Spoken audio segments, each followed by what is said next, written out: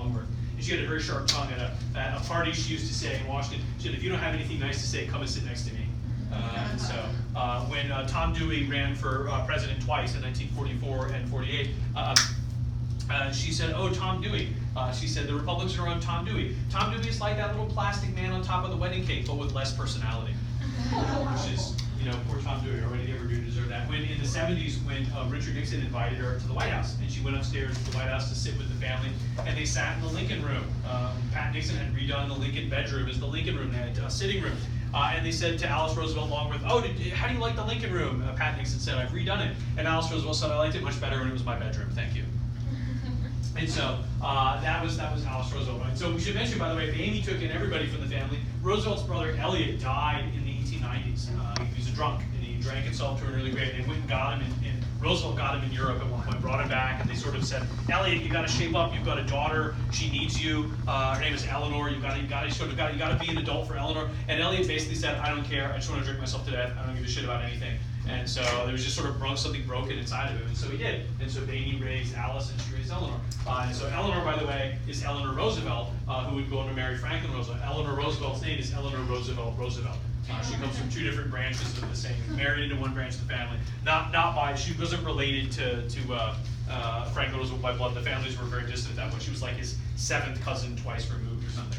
And so at the wedding, by the way, Theodore Roosevelt, they said, always wanted to be the bride at every wedding and the corpse at every funeral. And so at the wedding, he walked Eleanor down the aisle, and he said to Franklin Roosevelt, you know what, Franklin? When I told Eleanor to keep it in the family, I didn't think she would take me quite so literally.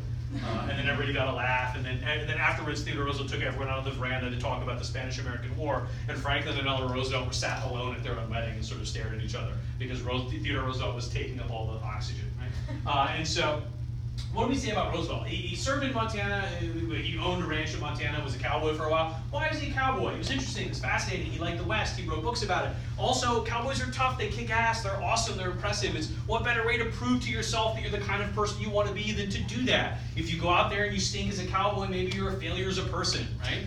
And in fact, Roosevelt loved it. It was fantastic. The best thing that ever happened to him was that at one point in the middle of winter, some people stole his boat.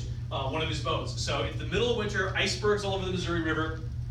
Roosevelt deputizes his ranch hands. They collect guns. They jump in the boat. They row down the river, and they find the thieves having stolen the boat. They flip the boat over and are camping on the side of they drag the boat out of the river and flipped it over, and they're sitting there having a lark, right? So they beach their boat. They sneak around. They catch the thieves. And Roosevelt's like, citizen's arrest, I'm going to take you guys back down to Helena. We're going to have you put on trial for stealing my boat. And so his ranch hands jump in the other boat and row it back up to the ranch. And Roosevelt convinces, or I guess intimidates the thieves to row him down the river so they can get to Helena and they can go to jail. And he's sitting in the bow of the boat while they're rowing. And it's, of course, freezing cold, -20. There's ice all over the place. And Roosevelt's got a gun in his lap. And he's reading a book. But in order to make it more interesting, he decides he'll read the book out loud to the guys rowing. So when he's reading them, as it turns out, he's reading them Homer's The Odyssey in Greek, right? And so here you are, you just stole this boat, and this crazy son of a bitch is reading some shit in the middle of the winter. And Roosevelt loved it. I mean, he's literally chasing thieves in the frozen,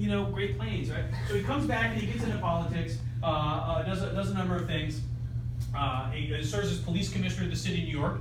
And this is important for Roosevelt because politically, he goes on to be a deeply progressive guy. He thinks the government should really work on behalf of the citizens. You pay taxes. You deserve a government that works. The government has a responsibility to help people who are disadvantaged. And as police commissioner, he takes the job seriously. It's not just a job for some guy to collect a salary and take bribes. He wants the police to actually uphold the law. He wants the police to treat people with respect. His favorite thing to do, he works these 12-hour days in one police plaza, and then he gets a jacket. He doesn't drink a lot of alcohol, but he'll get a jacket, splash a bunch of gin all over it, go hide out in the Bowery and pretend to be a hobo. And when the police roust him and try to get a bribe, he'd jump up and say, I'm your boss, and you're fired.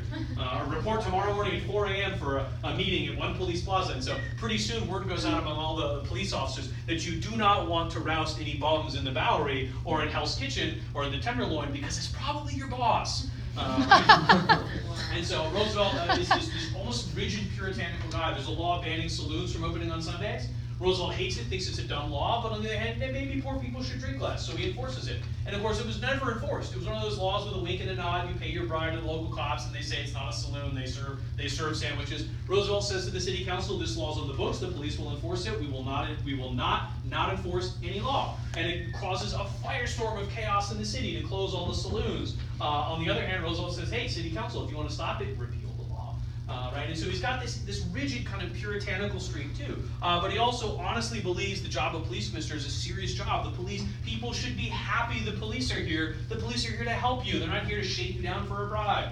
And so Roosevelt ends up, the next job, he gets is Assistant Secretary of the Navy, which is a job he loves. And so since we're literally out of time, that's where we'll pick up on Monday, right? We'll talk on Monday about Roosevelt's tenure at the Navy. We'll talk about his time in the Army. We'll talk about his time in the presidency. So if you have any questions, let me know. Otherwise, on Monday, Theodore Roosevelt and the Spanish-American War.